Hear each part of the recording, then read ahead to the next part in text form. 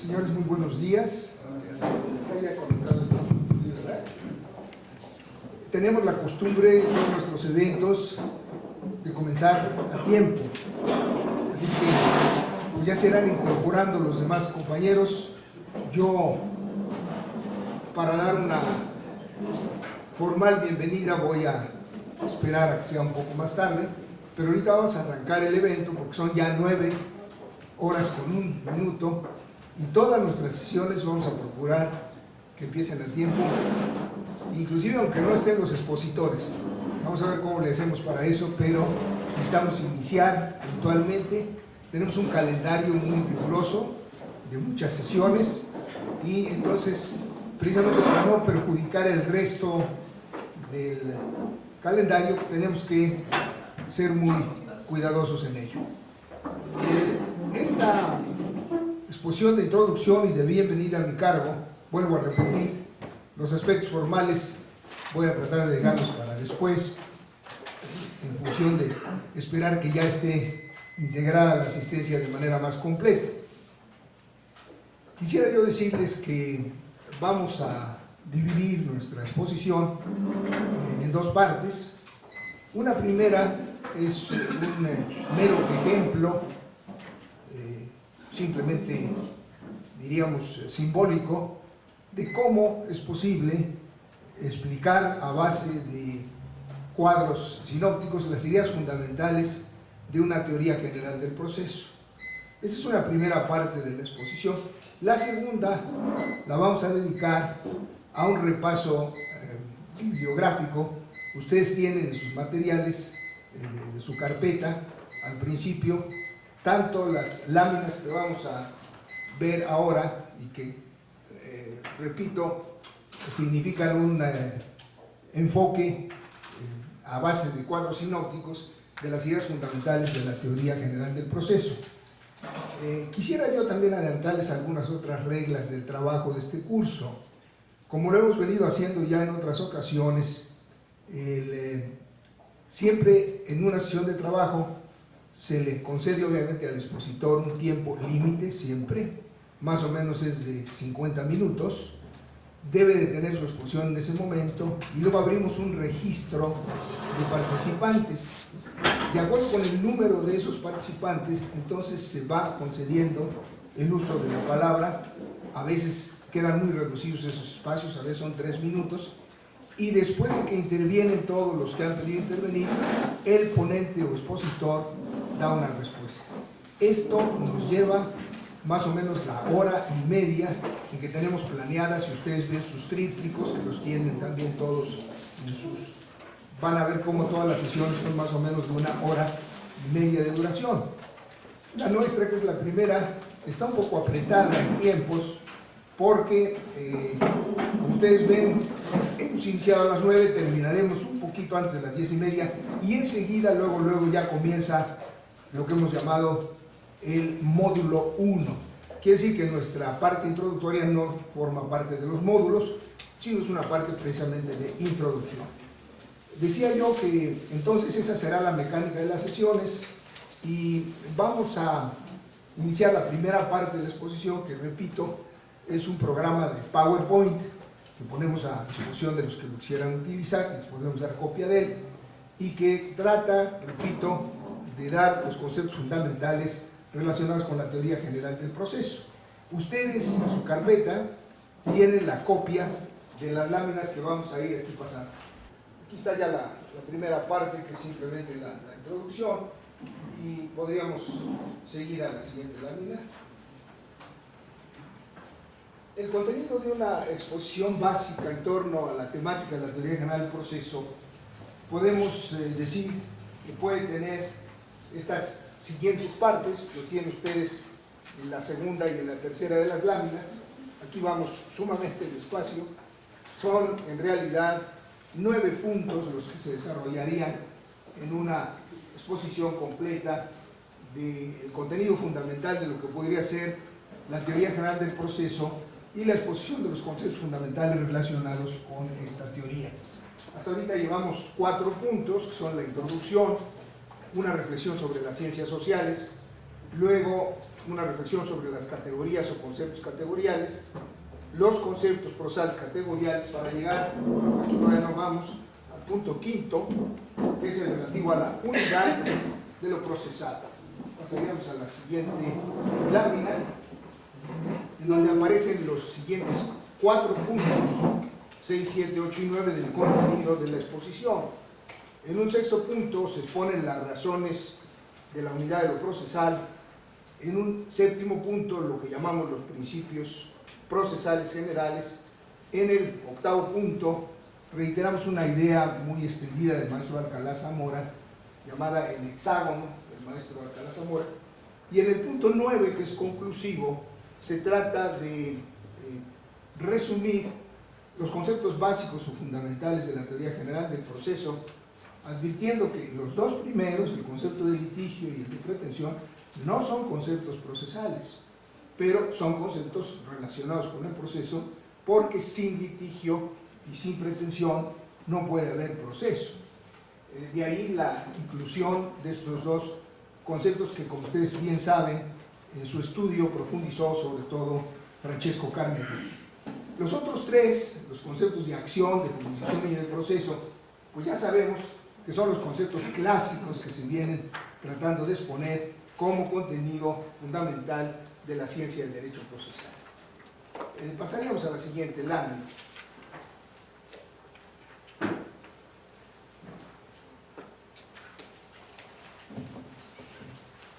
Hemos venido exponiendo desde hace algunos años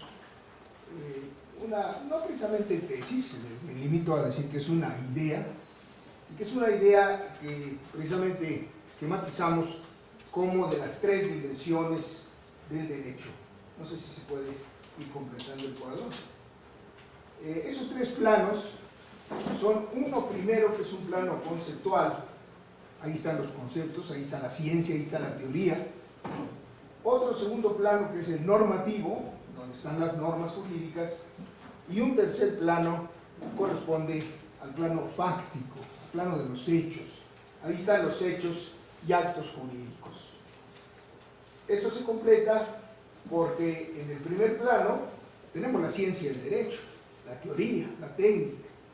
En el segundo plano está obviamente el derecho positivo, es decir, todas las disposiciones vigentes que regulan o que rigen todas las conductas procesales. Y en el tercer plano está el plano de las conductas jurídicas, de la realidad jurídica misma. Nada más una reflexión rápida sobre esto. El derecho no está agotado en el plano intermedio, cuando respondemos casi mecánicamente que el derecho es un conjunto de normas, y esto es cierto, pero sería muy pobre y sería limitada la idea de lo jurídico si solo la redujéramos a las normas jurídicas. Es jurídico lo de arriba, que son los conceptos, y es jurídico lo de abajo, que es la realidad. Alguien, y sintetizo esta idea simplemente para seguir adelante, ha dicho que el jurista, algún magistrado lo decía, estaba frente a un expediente en su oficina y decía: tengo que realizar el tránsito en unos segundos del paraíso de los conceptos al purgatorio de las normas y al infierno de la realidad, para de allí hacer el viaje de regreso.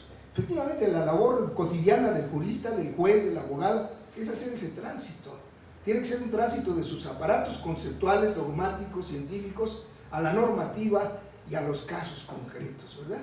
Y hay una dinámica dialéctica de unos a otros planos, en el sentido histórico.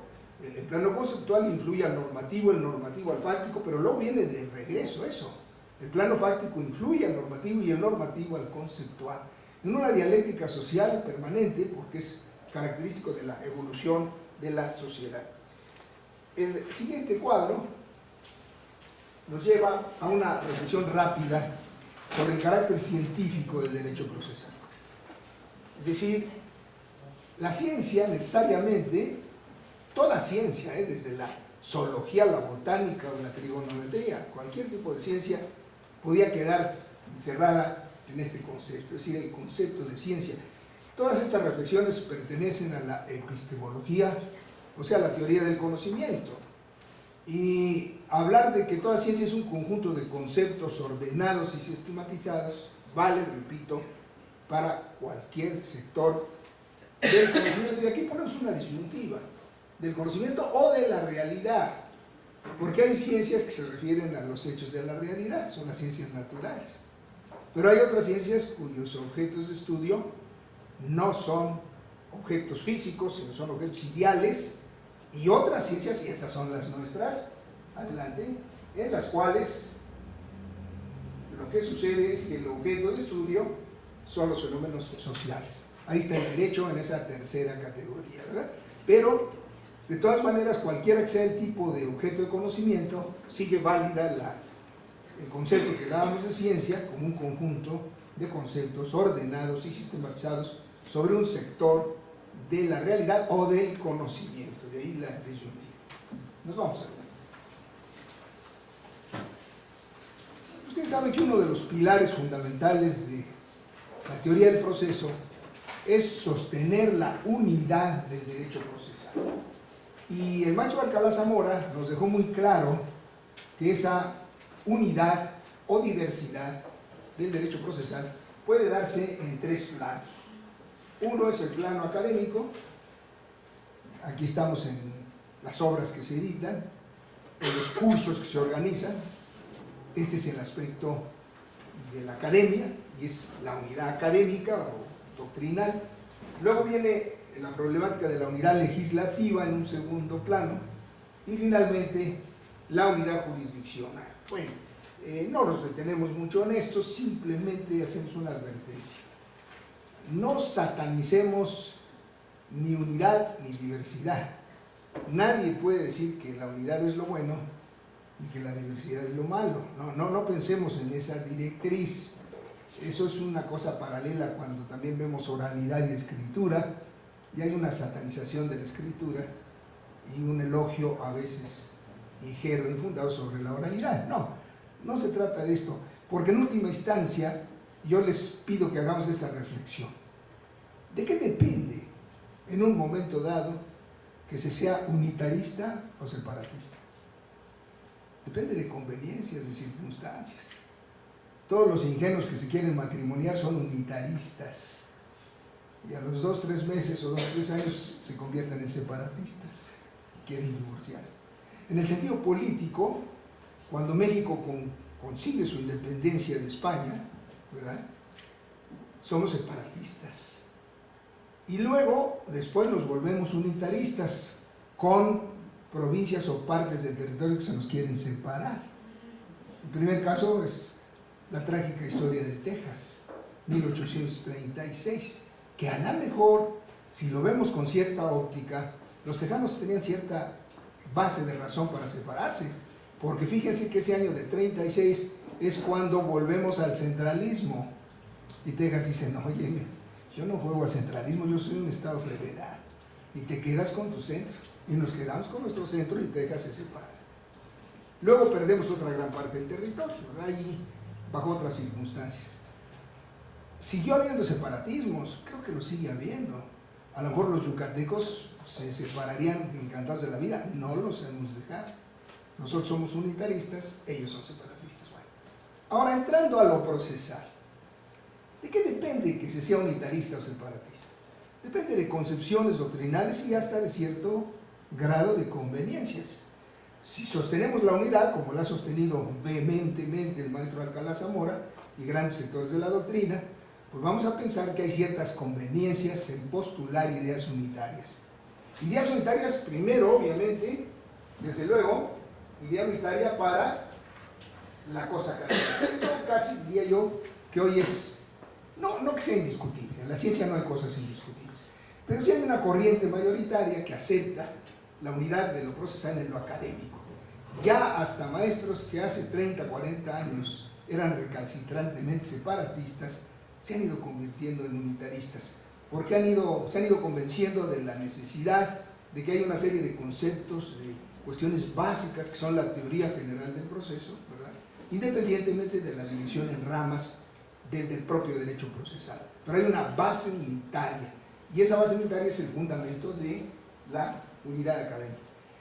Las unidades legislativas y jurisprudenciales son más problemáticas, presentan aristas más difíciles de pulir, porque La unidad legislativa implicaría la existencia de un solo código para diversas materias. El maestro Alcalá ha demostrado con ejemplos históricos que sí es posible esto. Es decir, que sí ha sido posible códigos unitarios en algunos momentos dados de la historia, que han regido todos los tipos de procesos. ¿Qué tan conveniente o no es eso? Bueno, los sustantivistas, los cultivadores de las disciplinas sustantivas no están muy de acuerdo.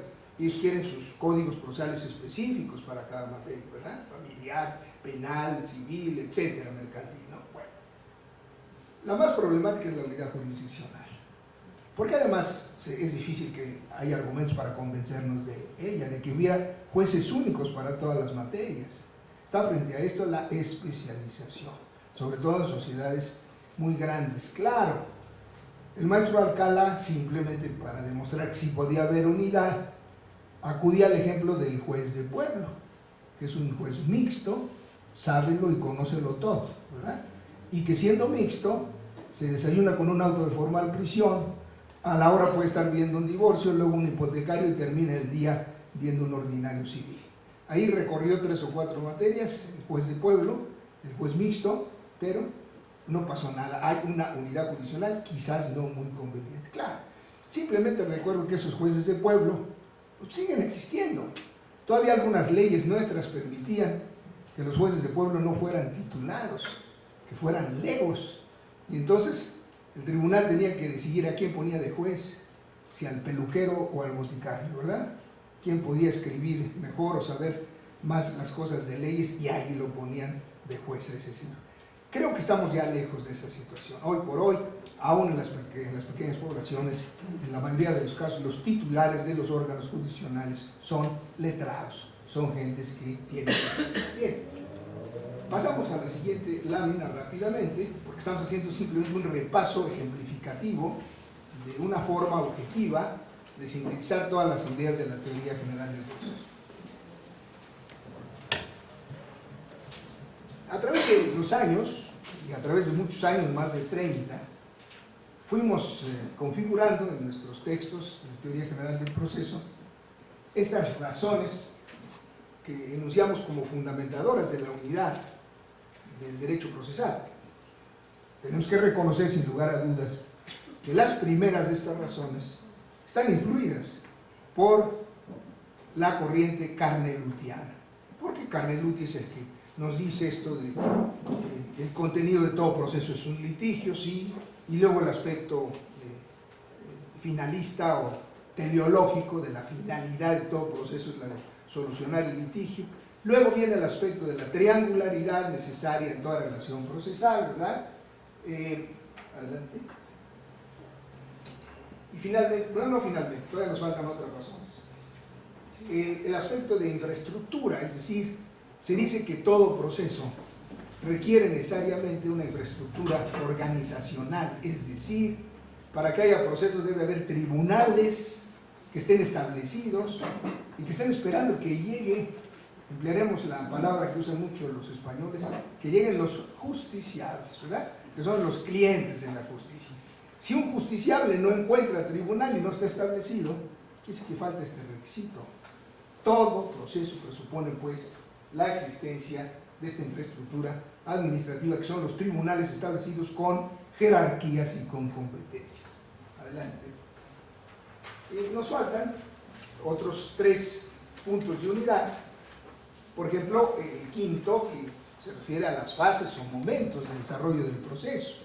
Y decimos, en todo proceso hay una serie de fases, de etapas, de momentos, desde el principio del proceso hasta el fin del mismo, con una secuencia que tiene un carácter tanto lógico como cronológico, de ordenación. Aquí están envueltas otra serie de ideas sobre las que volveremos en otro de los esquemas sucesivos, que es el llamado hexágono del maestro Alcalá Zamora, que también lo esquematizaremos más adelante. El sexto punto, y al principio solamente llegábamos hasta este punto, es el que se refiere al principio general de impugnación. Esto tiene su base en que los jueces son seres humanos, hombres y mujeres falibles. Como todos los seres humanos nos podemos equivocar. Y el justiciable, otra vez el justiciable, las partes y a veces algunos terceros pueden tener algún daño o algún perjuicio en su esfera jurídica y deben tener las vías abiertas para todo el campo de la impugnación. Es decir, debe haber un principio general de impugnación en todo el proceso, en virtud del cual, repito, las partes, los terceros, otros afectados, puedan hacer que el tribunal, ya sea el mismo o otro ente de mayor jerarquía, reexamine, porque esa es la esencia de la impugnación, que se reexamina. Los italianos crearon toda la teoría del reacertamento, ¿verdad? Es decir, como un reexamen, otra vez, que va a concluir siempre en alguna de estas tres posibilidades: o confirma, o modifica, o revoca. Claro, hay veces que por la complejidad del acto puede tener parte de revocación, parte de modificación o parte de confirmación. Pero esos son los tres resultados a los que se llegan necesariamente a través de toda la interposición de medios de impugnación. El séptimo principio lo agregamos gracias a algunas observaciones de alumnos que nos hicieron ver que a lo mejor se pueden agregar otros puntos más. Yo estoy abierto a ello, pero hasta ahora hemos llegado a estos 7 puntos.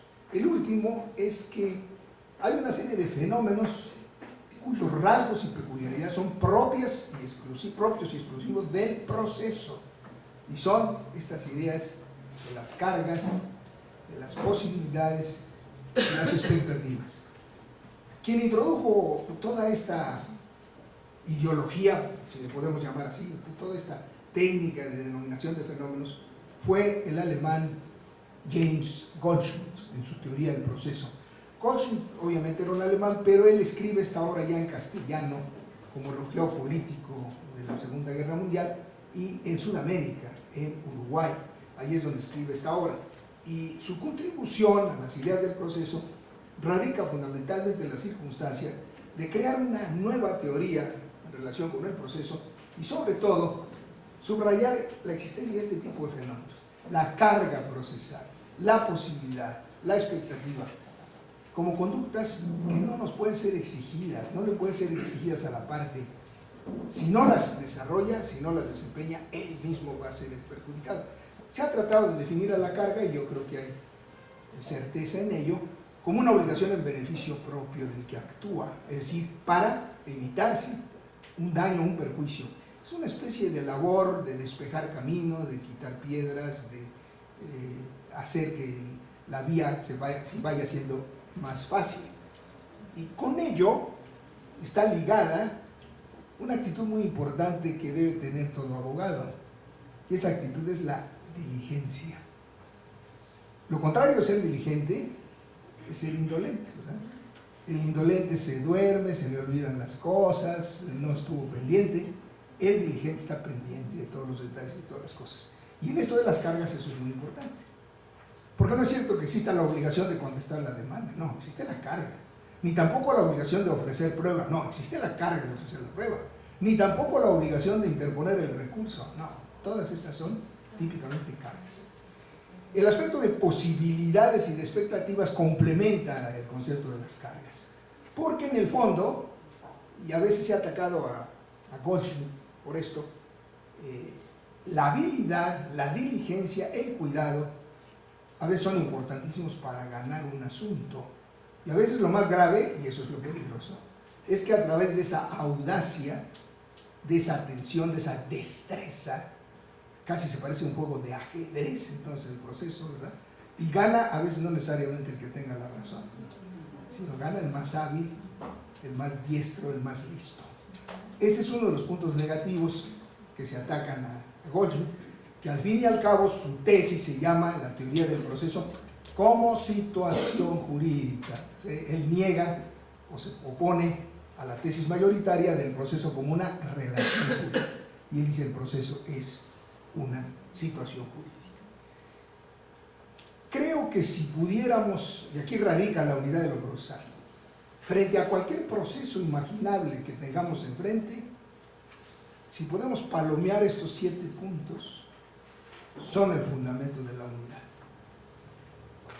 existencia del litigio, finalidad resolver el litigio, estructura triangular, ¿verdad? Etapas, infraestructura administrativa, principio de impugnación y finalmente la existencia de cargas, posibilidades y expectativas. Son los los 7 principios de unidad de lo procesal. Pasaríamos enseguida a otra idea. Estoy haciendo una síntesis muy apretada y básica porque, bueno, para los compañeros que son alumnos, estudiantes, esto es muy rápido. Para los que son profesores ya, pues me disculpan, pero fundamentalmente va para ellos dirigido esta síntesis, para que tengan un punto de referencia en una exposición que a veces pretende ser resumida, rápida, de los conceptos fundamentales de la teoría del proceso. Vamos a pasar a esta cuestión de los principios procesales. Quiero decirles que la doctrina no ha sido especialmente afortunada en el tratamiento de este tema de los principios procesales. Hay las más diversas posiciones disímbolas, no coincidentes, sobre qué debe entenderse por principios procesales. El ejemplo característico para mí es acudir a esa gran obra clásica del siglo pasado, al Derecho Procesal del maestro Eduardo Pallares, que es un clásico. ¿Y él cómo enfoca el tema? Por ahí en un capítulo él habla de los principios rectores del procedimiento, ni siquiera habla de principios del proceso, sino habla de principios del procedimiento.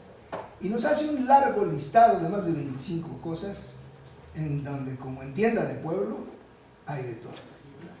Porque mete principio de adquisición, petición de parte, de oficio, oralidad, escritura, 25 cosas distintas. Y lo más grave de todo es que las enuncia, pero luego ya no entra al análisis de ellas, y entonces queda eso un poco en el aire. Hay una observación crítica del maestro Briceño que tenemos que tomar muy en cuenta. Y él nos dice que cuando tenemos cosas de sentido opuesto, de polaridad, por ejemplo, escritura, oralidad, petición de parte de oficio, dice que esos no son principios.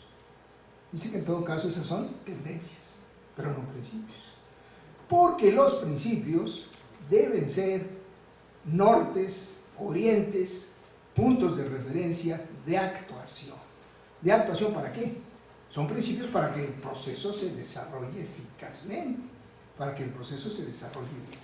Por ello, vamos a seguir con los demás. Los maestros de Pina y Castillo Larrañaga, ahí tengo que subrayar otra cosa muy importante. El texto de procesal de estos dos grandes maestros, escrito todavía a fines de la primera mitad del siglo pasado, por ahí en los años 40, 50, sale la primera edición de este libro, coautoría del maestro de Pina, que llegaba de España refugiado, y del maestro José Castillo Larrañaga. Es una obra conjunta, pero si quisiéramos nada más evaluar el peso de ese trabajo, que sirvió de libro de texto para muchas generaciones por allá en los años 50, 60, hasta los 70, el maestro Alcalá Zamora, que era un hombre muy parco en andar dando elogios, ¿verdad?, dijo de ese libro de Pina y Castillo que podía decirse que la historia de la enseñanza del derecho procesal en nuestro país, en México, se dividiría o se podría dividir en dos etapas: antes del libro de Pina y Castillo y después del libro de Pina y Castillo. Esto, en labios de Alcalá Zamora, es un gran elogio. Y es que efectivamente, hasta entonces, claro, existían ya los libros del maestro Pallares, del maestro Maldonado, que fueron textos muy reconocidos y muy valiosos, pero ningún libro tan completo, tan elevado, tan amarrado en las cuestiones doctrinales, además, como este de los maestros de Pina y Castillo. Pues bien, ellos, siguiendo, bajamos aquí, una idea de Chiovenda, de principios del siglo pasado, reiteran o retoman esa idea de Chiovenda y la recrean en esta forma. Y nos dicen: los principios del proceso son fundamentalmente 4. El principio lógico, el principio jurídico, el principio político y el principio económico. ¿Cómo debemos entenderlos? El enunciado es muy simple, lo tenemos ahí, y a veces son 3 o 4 palabras. Por ejemplo, en el lógico, pues buscar la verdad y evitar el error. Esto parece una ¿verdad?, de perogrullo, ¿verdad? Pues claro, diría uno, pues claro. Luego, en el jurídico, descomposición en dos aspectos. Por un lado, la igualdad de las partes, y por otro lado, la justicia en la resolución. El tercer principio, el político, que es un enunciado de un equilibrio dificilísimo, máximo de garantía social, con un mínimo de sacrificio individual. Y luego el cuarto, que es el principio económico, que tendría por ahí un desdoblamiento, porque por un lado es la economía procesal propiamente dicha, es decir, casi como dice el eslogan de la sección amarilla de los directorios, ¿verdad? Ahorre tiempo, dinero y esfuerzo, ¿sí? Es la aplicación en el proceso de la ley del menor esfuerzo, máximo de resultados, máximo está con un mínimo de actividad, ¿sí?, para que haya un análisis costo-beneficio y lo que realicemos sea equilibrado con lo que vamos a obtener. Bueno, el desdoblamiento tiene que ver con pesos y centavos, es decir, los aspectos del costo del proceso, no solamente para los litigantes, sino el costo del proceso para la sociedad, los costos sociales del proceso, puntos poco estudiados. Bueno, hago un repaso, además vuelvo a repetir rápido porque nos va comiendo ya el tiempo y tenemos que pasar a la segunda parte, que es el análisis bibliográfico. En cuanto a la búsqueda de la verdad, si bien la mayoría de los procesos, yo diría que la gran mayoría, son métodos de búsqueda y obtención de verdades, pero además esas verdades van a ser verdades legales, van a llegar a crear la cosa juzgada. Entonces hay que tener mucho cuidado con esa creación de esa verdad legal a través del proceso. Y el problema que además se agudiza en la época liberal con el proceso de tipo dispositivo, es que, otra vez, las partes hábiles, fuertes, poderosas, bien asesoradas, etc., con mucha frecuencia van a tener los instrumentos para crear verdades formales, aparentes, y que van a ser verdades luego legales y obligatorias, pero que muchas veces no van a corresponder con la verdad histórica o material. ¿Qué contrasentido esto de que hablemos de la verdad histórica y material? Porque pregunta uno, bueno, ¿y cuál es esa? Ah, esa es la verdadera verdad. Ah, caray. Entonces hay verdaderas verdades y otras que no son tan verdades. Pues sí, porque esas que no son tan verdades son las creadas artificialmente a través del proceso. Y entonces, en la evolución histórico-ideológica del proceso, viene la tercera etapa, que es la publicista. Y en la publicista los jueces reivindican poderes, no con un afán totalitario, ni mucho menos, no, con un afán de equilibrio entre las partes. Y entonces aquí hay que recordar nada más esto, que el proceso publicista introduce fundamentalmente dos instituciones que tienen que ver con la búsqueda de la verdad, que son la prueba para mejor proveer, tomada del derecho español, desde luego, y la suplencia en los planteamientos deficientes hechos por las partes. Claro que hay ramas del derecho en donde son más agudas estas dos influencias y otras en las que son un poco menos, pero la tendencia es que se vayan extendiendo a que el juez tenga poderes probatorios per se, no lo que las partes le piden, no lo que las partes le ofrecen, sino lo que él adicionalmente piensa que es necesario, ya sea ampliando las pruebas ofrecidas por las partes, ya sea introduciendo nuevos medios de prueba. Esa es la prueba para mejor proveer. Y la suplencia en los planteamientos eficientes se dio mucho desde siempre en el derecho laboral, en el derecho familiar, ¿verdad? En el penal a veces llega a darse. Y su culminación en nuestro sistema está plasmada en la institución de la suplencia de la queja en el amparo. Nada más que aquí me permito prender un poquito rojo. Lo grave en la suplencia de la queja en el amparo, sobre todo ya en el amparo casación, en la última fase, es que el tribunal, supliendo la queja, la deficiencia de la queja, puede traer argumentaciones nuevas que la parte que va a perder quedó inaudita de ellas. queda en estado de indefensión la parte que pierde. ¿Cuántas veces yo puedo ganar la primera instancia y ganar la segunda? Mi contrario se va al amparo directo y allá los jueces magos de la casación del amparo sacan de la manga argumentaciones que yo no voy a poder contradecir jamás. Y entonces quedo en estado de indefensión. Simplemente puntualizo eso porque llega a suceder y entonces a lo mejor lo que tendríamos que decir es que la suplencia de las deficiencias de planteamiento no debería de llegar tan lejos, ¿verdad? No debería llegar tan lejos como para dejar a una de las partes en estado de indefensión. Simplemente puntualizo, desarrollo eso porque es importante. El principio jurídico, que vemos que tiene esa doble dirección, claro, está el principio de la igualdad de las partes emanado de las ideas de la Revolución Francesa y de las concepciones del Estado moderno de derecho. Esto tiene otra implicación también, no solamente la imparcialidad del juzgador, sino la igualdad de oportunidades para las dos partes en todos los momentos del proceso. En la etapa postulatoria, en la probatoria, en la de la impugnación, debe haber un equilibrio y una igualdad de oportunidades de las dos partes. El otro punto, compañeros, es muy grave. Justicia en la resolución. Nos lo dicen así los maestros de Pina y Castillo Larrañaga. Y esto suena muy bonito. Nada más que la justicia es un valor subjetivo. Entonces ahí hay una serie de problemas detrás de ello, porque a veces la justicia se nos va como agua entre los dedos de las manos. ¿Por qué? Porque así prender lo que sea la justicia es valor subjetivo. Lo que es justo para mí puede no ser justo para otra persona. Lo que es justo en un momento histórico no lo es en otro. Lo que es justo para una clase social no es para otra clase social. Además de otra cosa más grande. ¿Cuántas veces confrontamos, y este es uno de los dramas del jurista y sobre todo de los jueces, que hay una contradicción entre el valor justicia y el valor legalidad?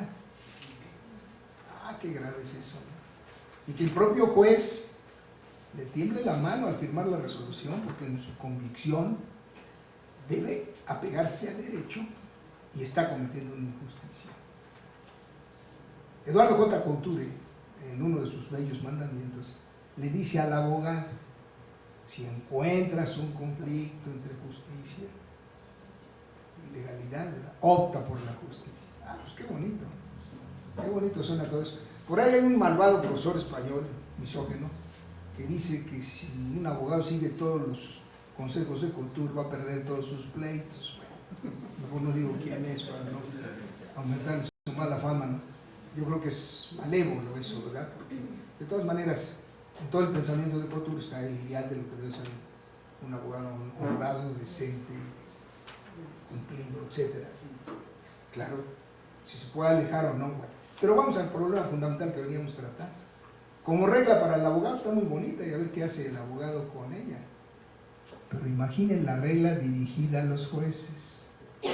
A ver si un juez puede cumplir con ese mandato de Couture, de hacer un lado la legalidad y resolver en justicia, incurre en responsabilidad, pero rapidito, rápido. Entonces ahí está, ese choque entre la justicia y la legalidad. Por eso a veces pensamos que con un criterio un poquito más modesto y de menores alcances, a lo mejor lo que podríamos postular cuando menos es la legalidad en la resolución. Es decir, que la sentencia esté apegada a derecho. Y eso tampoco es muy fácil, ¿eh? Porque lo que esté apegado a derecho, pues a veces cambia de un momento a otro. Cuando se nos dice por ahí, por los críticos, una palabra del legislador y una biblioteca jurídica queda inservible, ¿verdad? Eso por un lado. Por otro lado, los cambios en los criterios jurisprudenciales, ¿verdad?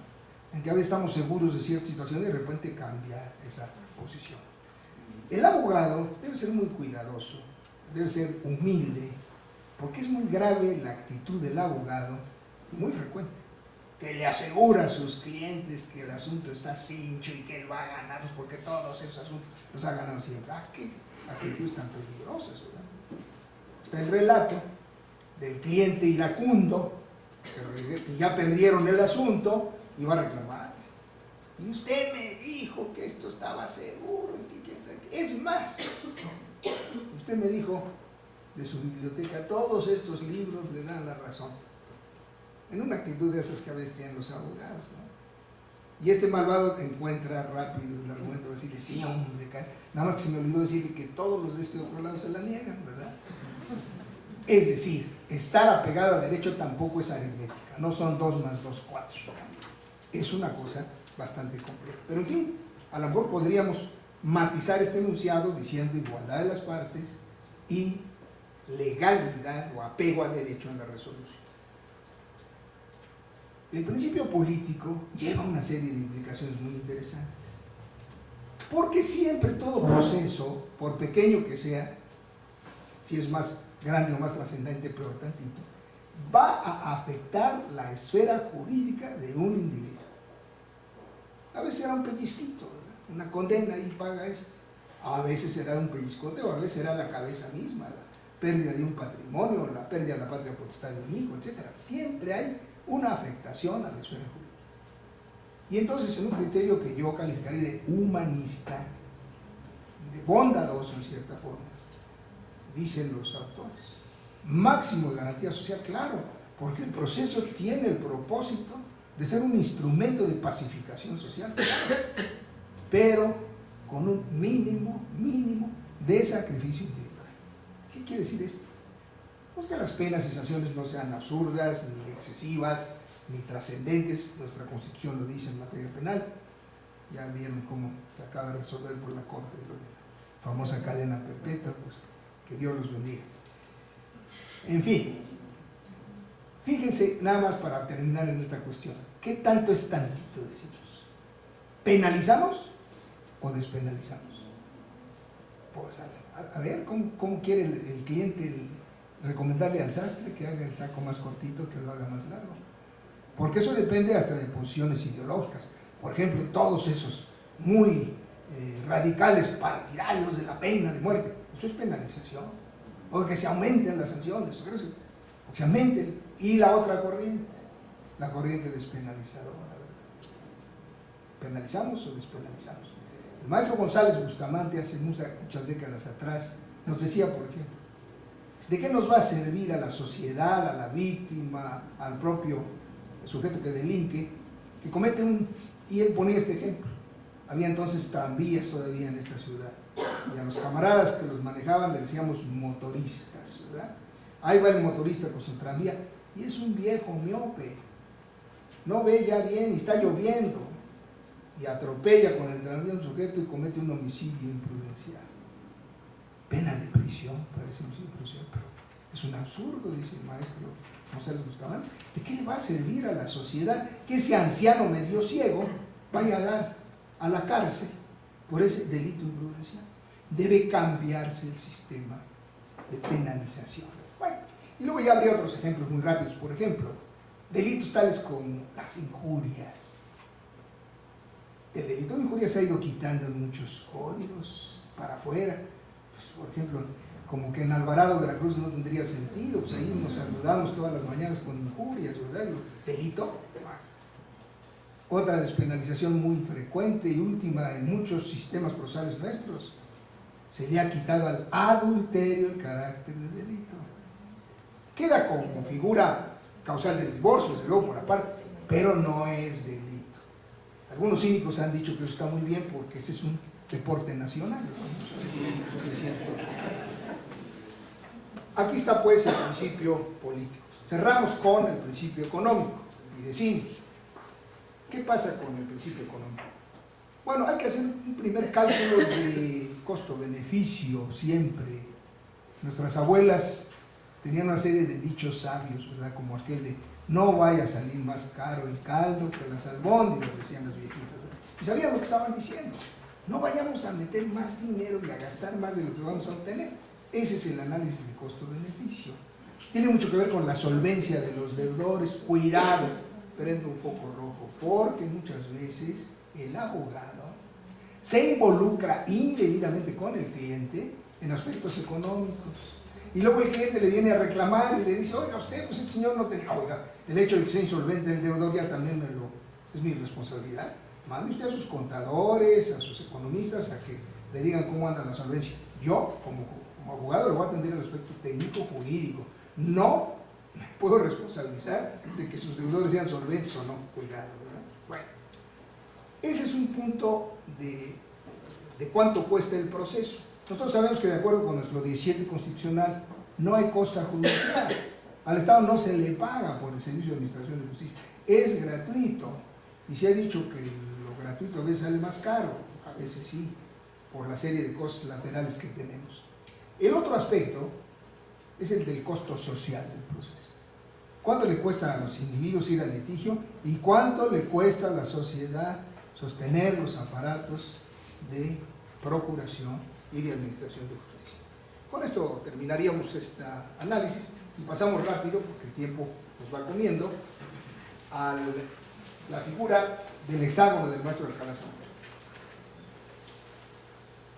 Quiero simplemente subrayar a ustedes que todo este esquema que ustedes se llevan en estas hojas es un esquema simplificador de explicación de toda la temática de la teoría del proceso. Y así se debe tomar, ¿no? Porque claro que toda la temática en detalle de todo esto pues es un curso de un semestre completo para los alumnos, ¿verdad? Entonces aquí estamos simplemente haciendo una síntesis esquemática de los temas más importantes de esta materia. Una de las grandes aportaciones, y curiosamente esquemática, ¿verdad?, del maestro Alcalá Zamora fue su idea del hexágono procesal. En la primera edición de su obra cumbre, que es Proceso, Autocomposición y Autodefensa, el maestro Alcalá no incluyó esta idea del hexágono. La incluye hasta la segunda edición, ya en la década de los 70. Entonces ya introduce esta cuestión del hexágono. Es una figura, es una idea metafórica, desde luego, figurativa, y nos va a colocar en cada uno de los 6 lados del hexágono una interrogante, ¿verdad? Seguimos adelante. Adelante, para ver las concretas. No sé si falte eso. Tenemos 6 preguntas. ¿Qué? ¿Cuándo? ¿Quiénes? ¿Cómo? ¿Dónde? ¿Para qué? El maestro Said, en su reciente obra de alegatos, primer comercial editorial, ahí se puede comprar afuera, él dice que esas interrogantes, formularse estas preguntas, es una cosa muy antigua y va a encontrar antecedentes de la formulación de estas preguntas en Cicerón y en Santo Tomás. Porque fíjense bien que es muy interesante esto, estas preguntas. Esas 6 interrogantes, para cualquier cosa, nos hacen ubicar muy bien un problema en todos sus detalles y características.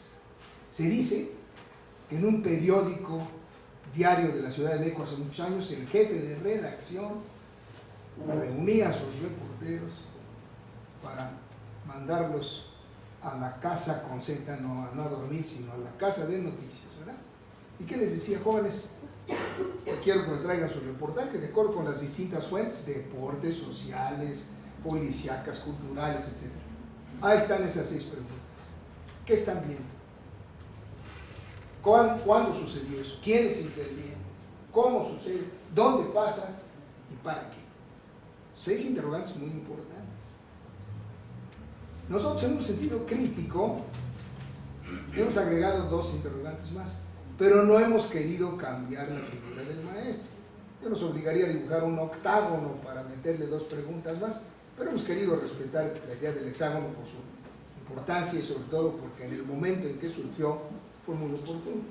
Las interrogantes que nos permitiríamos agregar son el por qué y el cuánto.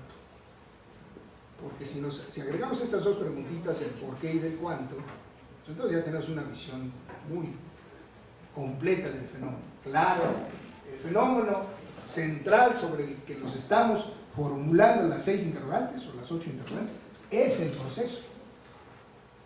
¿Qué es el proceso? ¿Cuándo se desenvuelve? ¿Quiénes intervienen? ¿Cómo se desarrolla? ¿Dónde se desarrolla? ¿Para qué va a desarrollarse? Y luego las otras, ¿por qué se suscita el proceso? ¿Verdad? ¿Y cuánto?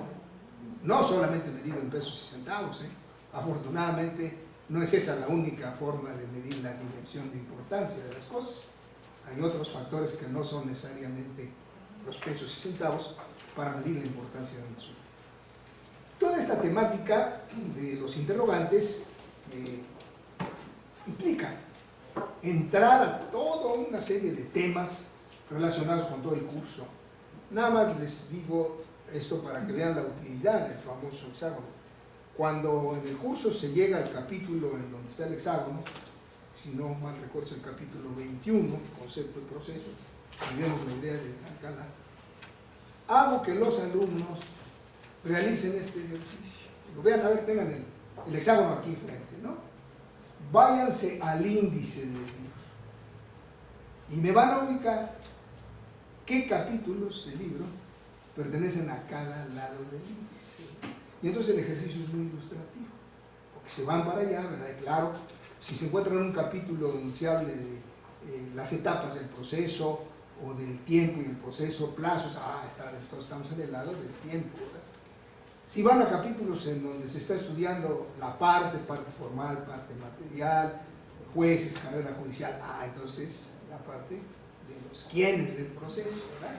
Y así sucesivamente, el cómo son los procedimientos, el para qué, el dónde, van ubicando los distintos temas.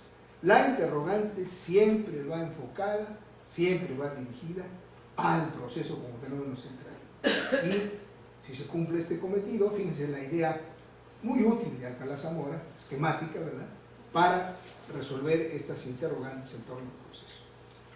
Y en realidad concluiría yo esta primera parte ya de la presentación proponiendo los 5 conceptos fundamentales, 2 de ellos no procesales, los primeros, litigio y pretensión, y otros 3 que sí ya son procesales. Ahora, de los 2 procesales, perdón, de los 2 no procesales, están derivados de Francesco Carneluti. Aquí repetimos textualmente, bueno, con una acotación, casi textualmente, estos conceptos dados por Carneluti. El primero de ellos es el de pretensión, que no hizo Chiovenda a principios del siglo pasado, sino traerlo de la doctrina alemana, porque los alemanes ya habían estado manejando este concepto, que en alemán es Anspruch, la pretensión, y era de los conceptos nuevos de la ciencia nueva del derecho procesal alemana que toma Chiovenda y por fortuna la latiniza y la traduce al italiano, ¿verdad? ¿Qué cosa es la pretensión? Y nos dice Carneluti: exigencia de subordinación, ¿verdad?, del interés ajeno al interés propio. Aquí estaría un poco invertido esto, porque hay que explicar primero la pretensión. La pretensión es algo que se hace, es una conducta, es una exteriorización de la voluntad. El que se queda calladito no pretende nada. El que alega y pide y toca, ese está pretendiendo, está exigiendo subordinación del interés ajeno al interés propio. Claro, Carneluti hace un estudio profundo de todas estas conductas, encuentra que algunas de ellas son fundadas, es decir, se basan en la extensión de derecho, otras pueden ser no infundadas, habla de pretensión satisfechas, insatisfechas, etc. Cuando una pretensión, cualquiera que ésta sea, es resistida por el destinatario de esta pretensión, surge el litigio. Porque ¿qué cosa es el litigio? Seguimos con Carneluti. Conflicto de intereses caracterizado, ¿verdad?, por la pretensión de una parte y por la resistencia de la otra. Y ahí se ve el litigio. Decía yo que eran textuales casi, pero aquí hay una nota que es la nota de trascendencia jurídica que agregó el maestro Alcalá Zamora a la definición de Carneluti. Claro, Alcalá Zamora tenía los tamaños y el prestigio para atreverse a hacerle esta enmienda, nada más ni nada menos que a Carneluti, ¿no? Y agrega el maestro Alcalá la nota de la trascendencia jurídica. Y ahí tenemos ya los 2 conceptos sustantivos, ¿sí?, no procesales, pero que tienen que ver con el proceso, porque sin pretensión y sin litigio no se puede llegar al proceso. Les recuerdo que en los puntos que acabamos de ver de unidad de lo procesal, el primero de ellos es el contenido de todo proceso es un litigio. Aquí podemos reiterar esta idea. Seguimos adelante para concluir con nuestros 3 conceptos que proponemos para tres más importantes aspectos, repito, conceptuales del derecho procesal, de la teoría del proceso. Ustedes saben que la acción fue, a lo mejor lo sigue siendo en algunos ámbitos, uno de los conceptos más debatidos y no universalmente aceptados en relación con el derecho procesal. Porque ahí surgieron las teorías modernas, ahí vieron todas las polémicas desde el siglo XIX, y todo el siglo XX la doctrina ha estado preocupada por ubicar, por llegar a determinar qué son estos tres conceptos. Inclusive me detendría yo unos momentitos para hacer un poquito génesis de la evolución de esto. El primero que menciona estos tres conceptos como conceptos básicos del derecho procesal es Chiovenda. Y lo hace en la Universidad de Bolonia en 1903. Hace 2 años se cumplieron los 100 años de esta conferencia y obviamente que se hizo todo un homenaje y se recordó aquel momento en que Chiovenda pronuncia una conferencia, una producción inaugural de cursos allá en las universidades viejas europeas. Es muy usual que el primer día de clases uno de los grandes maestros, no siempre es un jurista, a lo mejor es un astrónomo, un médico, un físico, etc. Pero ese año le toca a Chiovenda. Y le avisan un año antes, el año próximo usted va. Y entonces se ponen a trabajar como locos, ¿verdad? Y presenta un bellísimo trabajo, la acción en el sistema de los derechos, le llamó esa conferencia. Y la pronuncia en 7 de febrero de 1903. Y allí menciona por primera vez eso. Los conceptos de esta nueva ciencia son los conceptos de acción, jurisdicción y proceso. Pero, Alcalá Zamora lamenta mucho eso, no desarrolla la idea, sino que la deja apuntada ahí, pero no penetra, ni siquiera trata de dar un concepto, y entonces la doctrina estaba vacilante, y todo el siglo se pasa la doctrina tratando de determinar estos conceptos. Por allá, en los años 20, un autor argentino escribió Bertolini Ferro, escribió una monografía a la que le llamó La Trilogía Estructural del Proceso. 3 logos, conceptos, y habla de la acción, la jurisdicción y el proceso. La tesis doctoral del maestro Briceño Sierra, hacía más de 50 años, la llamó Las categorías institucionales del proceso, otra vez la misma preocupación. Y aquí hago un alto para referirme, porque creo que es útil que recordemos esto, a una broma académica. Qué raro que el maestro Alcalá Zamora nos haya jugado una broma académica en su proceso autocomposición y autodefensa. Era un hombre tan seco, tan serio, sin embargo, aquí encontró el lugar para hacernos una bromita procesal. ¿En qué consistió la broma procesal? Y esto era en los años 40, cuando él escribe este libro, los años 40 del siglo pasado. Usando la finísima connotación que tienen en castellano los verbos ser y estar, que no la encontramos ni en el inglés, ni en el francés, vaya, ni en el italiano. Esa connotación tan fina entre el verbo ser y estar, ¿verdad? ¿Qué dice el maestro? Una posición crítica muy dura, porque dice, primero del proceso, dice, sabemos dónde está, pero no lo que es. De la jurisdicción, sabemos lo que es, pero no dónde está. Y ay de nosotros, de la acción no sabemos ni qué es, ni dónde está. Él se apresura luego a decir que no se tome demasiado en serio eso, que es un recurso que él usa para llamar la atención en ese momento sobre la incertidumbre doctrinal que todavía privaba en torno a definir estos conceptos. Ya después se explica él en detalle. Por ejemplo, nada más regreso a lo de la jurisdicción. Con todo ingenio nos decía, ¿por qué decimos que sabemos lo que es la jurisdicción? Bueno, es una función estatal y es fácil dar sus características y distinguirla de las otras funciones. Pero ¿por qué no sabemos dónde está? Porque se reclaman su estudio y su pertenencia. Por un lado el derecho procesal, sí, pero por otro lado la teoría del Estado y el constitucional. También tratan el problema de la jurisdicción. Esto es aparente, dice nuestro Alcalá. O sea, nos sigue tomando el pelo, ¿verdad? Y nos dice que no. La pertenencia del tema de jurisdicción corresponde a ambos ramas o a ambos sectores, tanto al procesal como a la teoría del Estado y al constitucional. Solo que Y miren la genialidad del maestro. El constitucional y la teoría del Estado, con una camarita vieja, Brown de fotos, toman fotos fijas de la jurisdicción, ¿cierto? Realizan un estudio estático. Por el contrario, el proceso, no había video todavía, si no lo hubiera dicho, pero ya había cine, ¿verdad? Y entonces, ¿qué dice el maestro Alcalá? El derecho procesal le toma cine a la jurisdicción, o sea, la estudia en movimiento, realiza un estudio dinámico de la jurisdicción, mientras que la teoría del Estado y el constitucional realizan un estudio estático de la jurisdicción. Fíjense qué agudeza de análisis. Pero vamos a las definiciones que proponemos, que tienen ustedes aquí, las dos primeras, para luego concluir ya con la definición del proceso. La primera definición es una definición muy simple, 2, 3 rengloncitos, y claro, decimos derecho, potestad, facultad o actividad, mediante la cual un sujeto de derecho provoca la función jurisdiccional del Estado.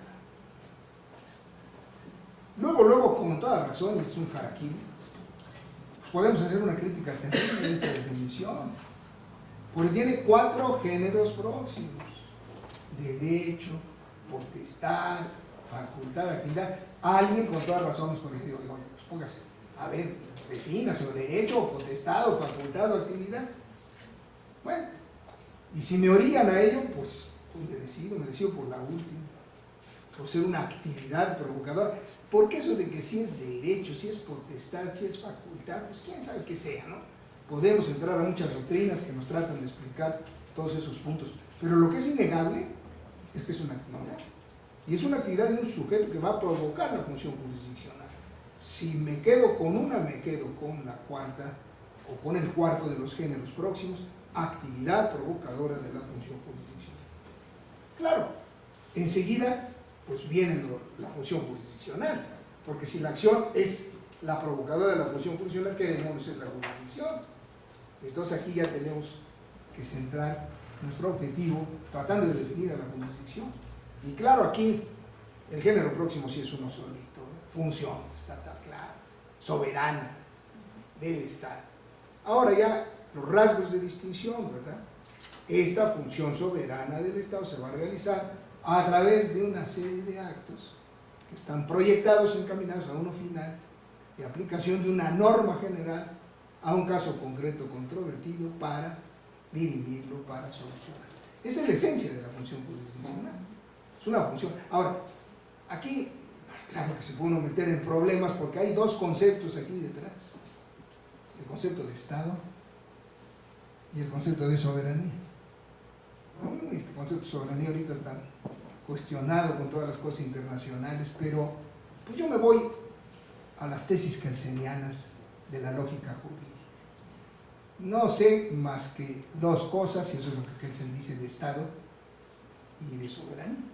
El Estado es el ente fáctico, creador e imponedor de normas jurídicas. Eso dice Kelsen. ¿Y qué cosa es la soberanía? Pues es el poder de creación y de imposición de las normas jurídicas. Se acabó. Estas nociones neocantianas de Kelsen son nociones de lógica pura, de lógica simple, de lógica jurídica, despojadas desde luego de todo tinte ideológico, ¿eh? Por eso muchos no quieren a Kelsen. Todos los ideólogos odian a Kelsen, y a veces lo odian cordialmente. ¿Por qué? Porque él trató de despojar de todo tinte ideológico los conceptos lógico-jurídicos, y con él el Estado es el ente fáctico, creador e imponedor del orden jurídico, y la soberanía es ese poder de creación y de imposición del orden jurídico. Por lo tanto, esta función jurisdiccional es parte del ejercicio de la soberanía. Una consideración adicional: aquí está implícito un juicio lógico aristotélico, claro, porque hay una premisa mayor que es la norma, hay una premisa menor que es el caso concreto, y hay una conclusión que es el sentido de la sentencia. Esto es muy importante para captar el concepto de jurisdicción. Finalmente,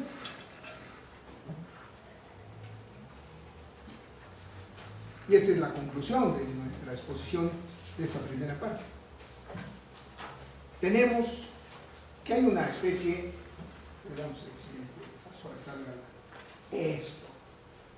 Una suma, aunque seamos los juristas tan malos para la aritmética y para la matemática, de todas maneras, aquí nos quisimos dedicar a una suma procesal.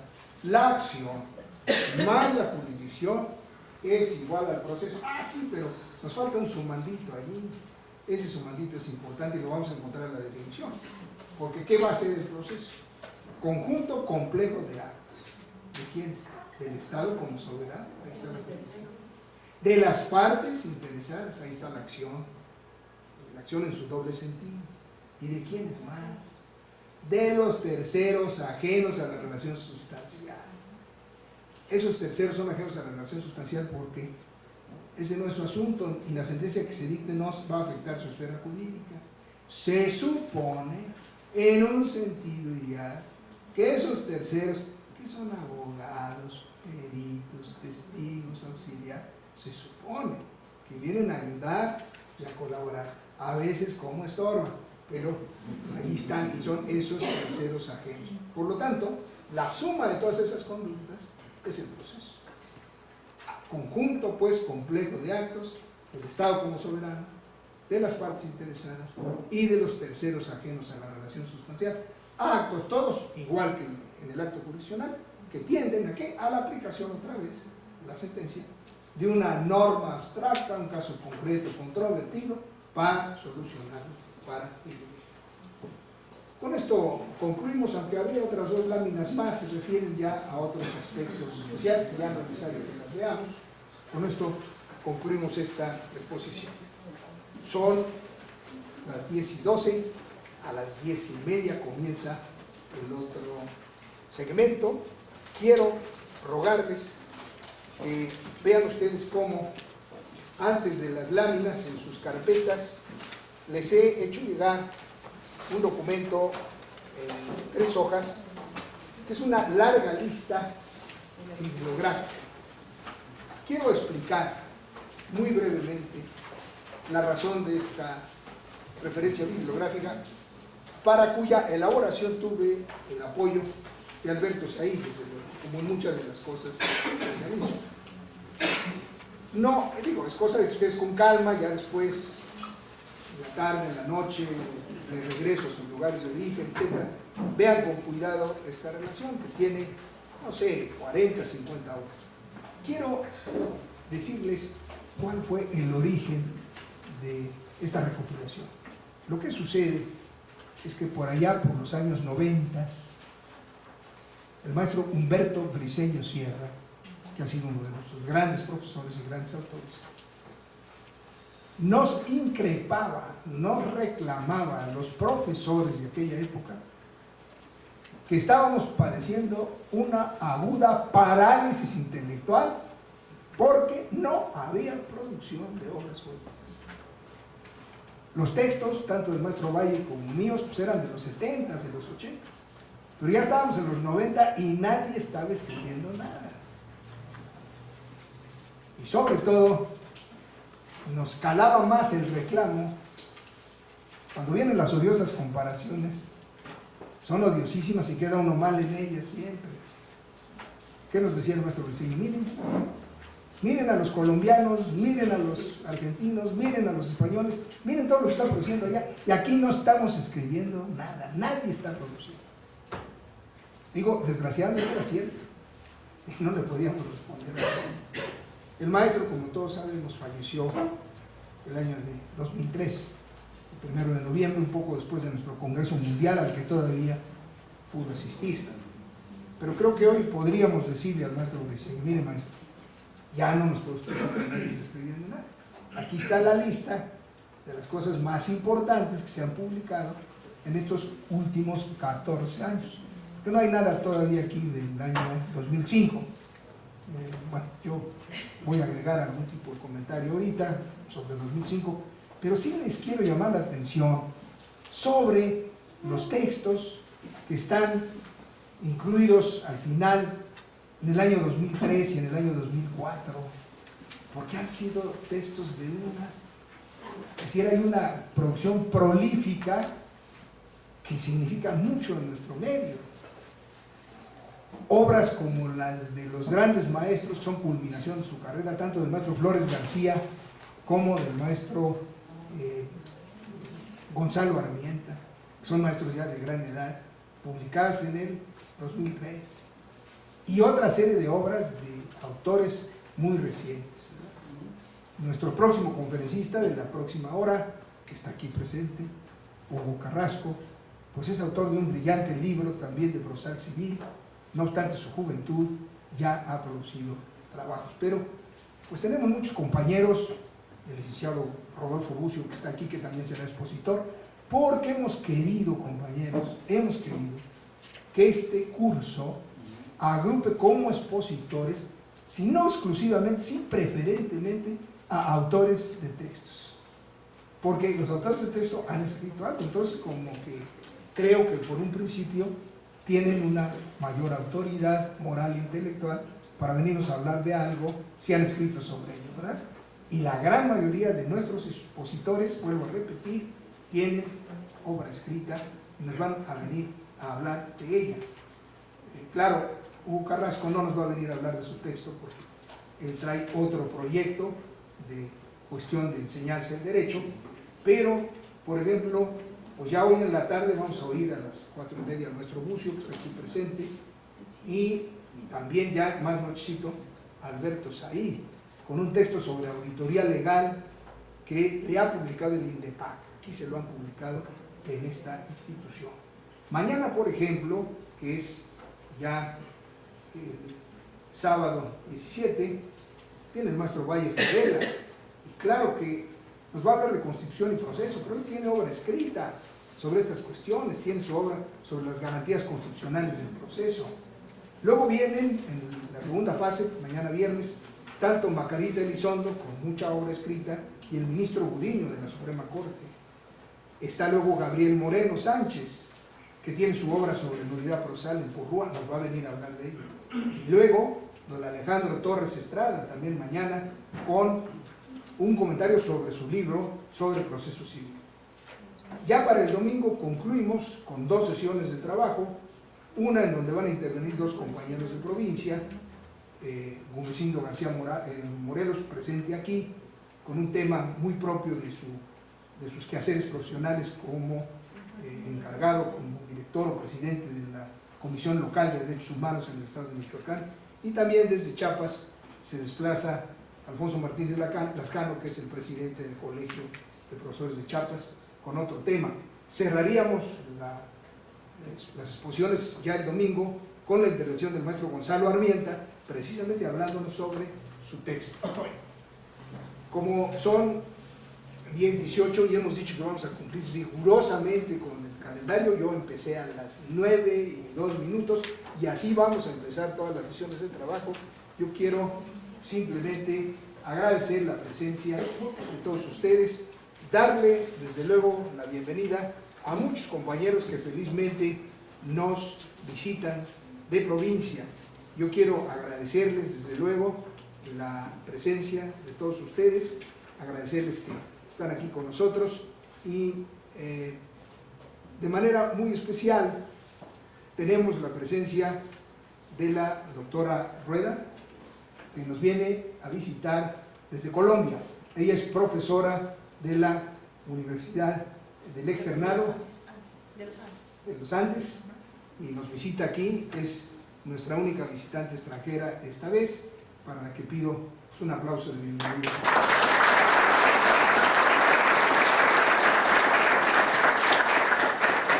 Sin mayores preámbulos y sin mayores formalidades, pues me permito declarar inaugurados los trabajos de este curso y rogarles que estemos aquí en unos minutos más.